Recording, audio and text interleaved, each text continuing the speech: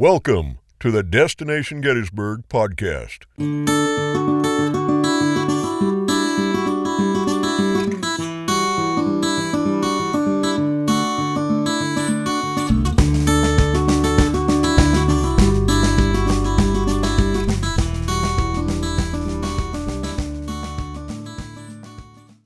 So we are here today with Ellie Holobaugh-Vranich, and how are you? I'm doing well. How are you? I'm doing great. We are looking out the window right now. It is April 6th. We are getting into the blossom season, and that's mainly why I want to talk to you today. What that looks like, when it looks like, and where people can see it. Sure. So spring is absolutely exploding in Adams County. And when you head to the upper part of the county, you don't have to drive very far or wide to find beautiful blossoms. Different fruit trees bloom at different times in the spring. So we are actually already past full bloom for some of our tree fruits we grow on our farm, like apricots and plums. Right now, peaches are in full bloom, and typically in a normal year, we will see peaches blooming in the beginning of April. This year, the weather has been warm early, so things are a little ahead of schedule, more so than we'd like to see as fruit growers, but it is what it is at this point. But peaches are basically in full bloom right now, and will be out for about a week or 10 days more yet. And then what we're really looking forward to ahead is our apple blossom in Adams County. The apples typically, once they start blooming, will bloom for upwards of 3 weeks even, depending on the weather. And the weather is important during blossom time. So if it's really rainy and cool and windy, often the bloom will last less long than when it's sunny and warm and, nice moderate temperatures. But we're anticipating bloom starting in the next 10 days to 2 weeks probably. And then, like I said, it may last 2 to 3 weeks beyond that point. Excellent. So Holobaugh Brothers Fruit and Farm Market, obviously where you spend your days and probably a lot of nights as well, has been around for 60 years, 65? More than that, yeah. Okay. I think this is our 68th year. We started in 1955. Wow, that's unbelievable.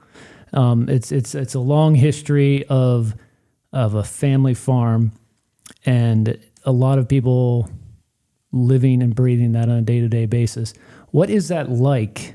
I mean, because a lot of people who are coming to Adams County, coming to Gettysburg, checking out the agriculture in the area, they might not be 100% aware of what farm life is like. With respect, a lot of people are coming from big cities, want to get away. This is a perfect place to go. What is a day like in the life of somebody at Holobaugh? Yeah, so I'm a third generation family member, and we have been in business since 1955. So being at the farm is just a way of life for myself and my family. We take great pride in being stewards of the land. We feel like we were blessed to be able to receive and purchase the land that we have, and we take a lot of responsibility in taking good care of it and nurturing the fruit trees and vegetables and all the plants and things that we grow on the farm. And for us, it's a full circle benefit because while we're able to do these things on the farm that we're passionate about, we're able to bring it full circle and feed our local community too. And through our store in Biglerville, we sell all of the fruits and vegetables that we're growing. We also sell them up and down the East Coast through other outlets as well. But for us, we really love, we just love farming. We love what we do. We work very hard. We work 7 days a week, most of the year, in some capacity or another. But we feel like this is what we're meant to do, and we're really proud of what we do because we grow really good fruits and vegetables, and we love sharing that with people. And that's important to know too. A lot of times people think mainly just fruits in the area, but vegetables are a big part of the day-to-day as well. Yeah, so actually, we have a rather large planting of asparagus we grow Okay. on our farm, which is the very first crop we harvest each year. And for us, it was kind of strategic in having that crop planted because it does come in so early. We actually have little stalks poking up through the ground right now. I just noticed this morning before I headed in here that we'll be harvesting it very soon, and that harvest usually lasts about 6 weeks. But that's kind of a niche area for us. There's not a lot of people in our area who grow it, but it's a really good, delicious spring vegetable that people love to enjoy this time of year. And then we grow a lot of summer vegetables. We have a small greenhouse on the farm where we start most of our plants that we then grow and transplant out onto the farm. And we grow tomatoes and peppers and beans and eggplant and a lot of different vegetables, largely to supply our retail market. We have a CSA on the farm where people can pick up a weekly share of produce that we're harvesting. So we try to grow a nice, diverse mix of vegetables to use for that. You took the words right out of my mouth. I was just going to ask you about that program because it's front and center when you go to the Holaba Brothers website that you can check into that. Can you tell us about that program?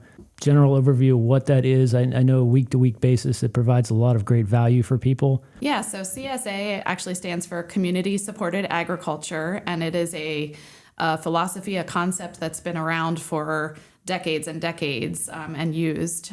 In its truest form, a CSA is meant to help a farmer have seed money, literally, in the year. And often they will receive memberships of people who pay money up front with the hope that they will be able to reap the benefit of the crop as the year goes on. But that upfront payment of an investment helps the farmer literally have money to buy seeds and all the supplies, because it's a very expensive time of year in spring when you're getting everything established. And of course, it takes time before things are ready to harvest. So in that sense, it is helpful on both fronts. And then the idea behind the CSA is that the person who's investing in it accepts the risk at a similar level as the farmer. So if there is a drought or a horrible storm that destroys the whole crop, the idea behind a CSA is that you don't get your money back. You get to live like a farmer and not have necessarily the same amount of food that you would have had you had perfect weather all the way through.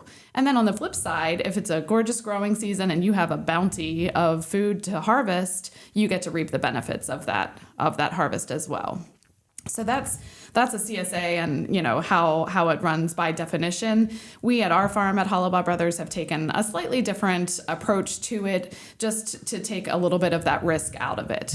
So in other words, we partner not only with our own farm, but other local farmers as well. So when we have a customer who invests and registers for a subscription to our CSA program, we will often we will never not give something in a week's share. You will always get value out of what we're giving you. And when we have an abundance, you receive that abundance too. But if there's nothing, we always try to find a way to creatively give something in our share. It is nice to provide that way for people to kind of live like a farmer, as you say, because that's a really unique situation that people can put themselves into. No disrespect to grocery stores and big stores, so to speak, but I've found myself over the several years I've been in the area kind of spoiling myself by being able to go to your market or one of the other ones in the area as well, just because it's such an eye-opening experience to be able to do that. As an example, if I need eggs, I can just go down the road to an egg farmer, or I can go to you and get fruits, vegetables. I can get pretty much anything I need, and at the same time, I'm supporting local farmers, and it's pretty cool to be able to do that. Yeah, we're really lucky in this area that there is such an abundance of agriculture and food right at our fingertips. And I think COVID has kind of taught us all here locally how valuable that truly is, because when the big grocery stores were sold out of everything and they couldn't get their delivery trucks in and their shelves were empty, us smaller farmers, marketers, we were able to continue receiving our local food source. I was still able to get eggs because Right. I buy them 10 miles away from my farm. Yes. And that local food chain was not interrupted at the same degree that it was on a widespread basis. So Yeah. in addition to the fact that everything tastes better when it's local and Yes. not shipped in from who knows where, spent Right. weeks and weeks on a truck before it finally gets to the shelf on the store. It's also just a mutually beneficial thing to have right here at our fingertips. Exactly. But yeah, even through COVID, like you were mentioning, price-wise, inflation-wise, eggs are still, they cost less, as an example, from the farm than they do in the grocery store. And that can be translated to a lot of different places as well, different products as well. That's important to note too. Yeah, absolutely. And I'd mention there are many farmers up here in Adams County, and a lot of them participate in farmers markets in more urban areas where a lot of listeners may be from. So it would be well to look up local farmers markets, and it's quite possible you can buy Adams County peaches in Washington, D.C. all summer long. Yep. Now about the seasons, because I constantly fall into rabbit holes online when I'm trying to decipher like, okay, what's in season now?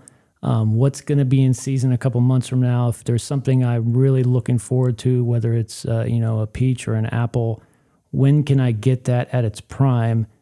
And then there's the matter of the off season. And it wasn't long ago that I was wondering, like, how do we get apples in the middle of winter? And then I learned about, like cold storage. How does that work for the listener who might not know? How does that work when you're trying to stock up for, those kind of dormant months? Yeah, so technology has changed a lot for everything, but it has in the produce industry as well. And there are many tools at our fingertips now that we can use to help fruit store longer. And apples is a prime example of that. We basically have our harvested apples available almost year round at our farm anymore. And we're able to do that through cold storage and some of the technologies we're able to use to reduce ethylene production in the fruits, which is a naturally producing gas that causes the ripening of fruits and vegetables. And there are elements you can introduce into the atmosphere of a cold storage that slows down that production, which increases your storage life without you're not applying anything to the apple. There's nothing changing about the fruit itself except that you're just controlling that natural production of gas in a way that helps the storage life of an apple last longer. So, of course, with certain fruits and vegetables, that process can't really help extend the shelf life too much. Right. So things like peaches and nectarines and plums and apricots, those summer fruits that are coming in, they do have their season. And when their season is over, you've just got to wait. But that's part of the beauty of that. Part of the hype of it all. It makes you hungry for them the next year when they come around again. But different varieties ripen at different times. So for us on our farm, we start harvesting peaches in June, middle of June, and we are harvesting the whole way through Labor Day usually. So we have a pretty long season for peaches. And even after the last peach is picked, they're still going to store for a few more weeks after that even. So it's not uncommon for us to have peaches a little bit past Labor Day. And then we're already harvesting the New Year's crop of apples by August. So you just have this lovely transition of fruits that, right when you're working out of apricots and plums, you're into peaches and then pears and apples, and it just flows really nicely through, which is another benefit of our CSA program, that you just have that natural transition that you get to enjoy the whole year through. Beautiful. And the whole year through, it's not just a matter of going to the market and shopping and doing whatever. There's several events throughout the year. As far as your neck of the woods, specifically with Hollabaugh Brothers, what events do you have on the horizon? Yeah, so actually we have festivals on our farm, the first of which is our Strawberry Festival, which happens the first weekend in June, generally right when local strawberries are at their finest. And we just feature all things strawberry that weekend. We usually have a food truck. We will have live music. We have local ice cream that we dip and serve in our store. Nice. And we have a feature milkshake that we make seasonally. So we'll have a strawberry shortcake milkshake that you can get. It's kind of our Eat Your Heart Out farm yes, show. Exactly. Fantastic and worth a try. We have an in-house bakery, so we make fresh shortcake in our bakery, and then we put that on our strawberry milkshake and blend it in and top with whipped cream and fresh strawberries, and it's fantastic and definitely worth a try. Might be 10:30 in the morning right now, but right now we're featuring our peanut butter egg milkshake. So okay, since it's Easter I'm time, there. Yep, chocolate peanut butter ice cream, peanut butter egg. So anything with peanut butter on there. So any month of the year you come to the market, you can get a specialty milkshake that features the season, whatever that may be. So nice. Strawberries, blueberries, peaches, apples. We've got one for every season that makes it worth the drive, if for no other reason. But after our strawberry festival, we'll have our blueberry festival in July. Same thing. We just feature our blueberry patch, and we offer you pick blueberries, live music, food trucks, activities for the kids, wagon rides, cut your own flowers. It's a great weekend to come out to the farm and enjoy the beautiful scenery. We have a peach festival in August. We do special things at apple harvest time in cooperation with the National Apple Harvest Festival, which is a strong attraction here in the area for people to come out of town to visit. So we always have things going on at the farm. Beautiful. Tying this into the whole area, it's, respectfully, it's not just Hollabaugh Brothers. It is a lot of places in the area, and that's the exact reason why we're very proud to have the Adams County Crop Hop.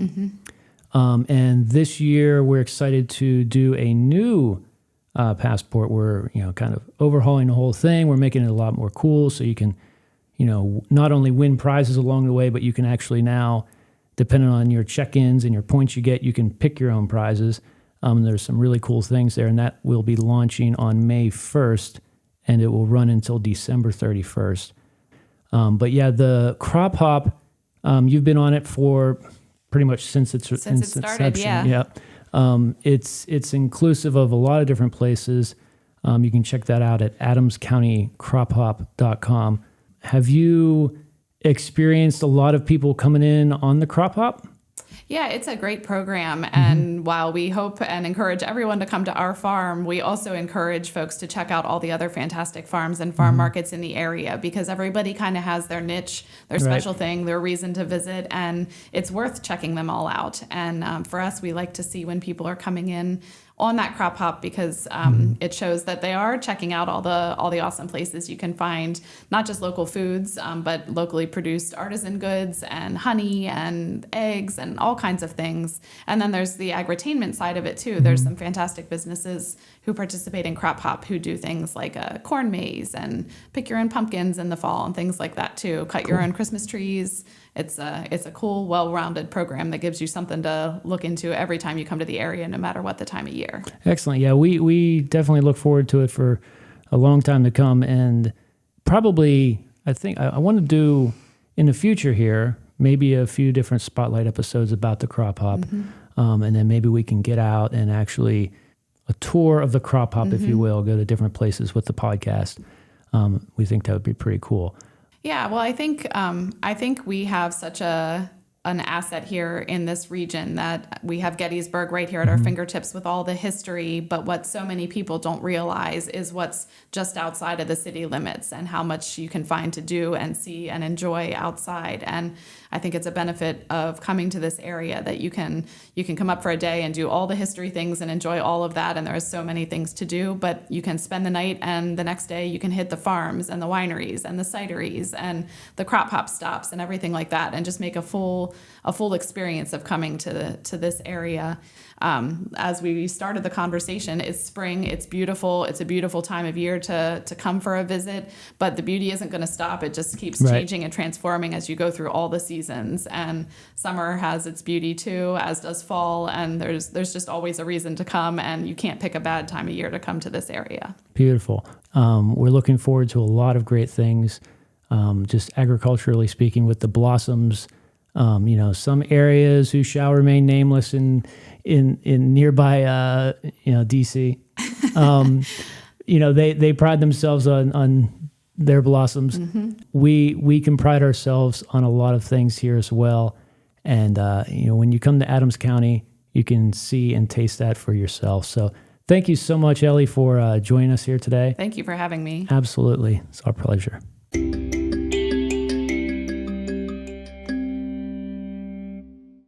Thank you for listening to the Destination Gettysburg podcast, produced and hosted by Rick Kennis, with thanks to our special guest. No part of this material may be reproduced without written permission. Get inspired for your visit to Adams County, Pennsylvania at DestinationGettysburg.com.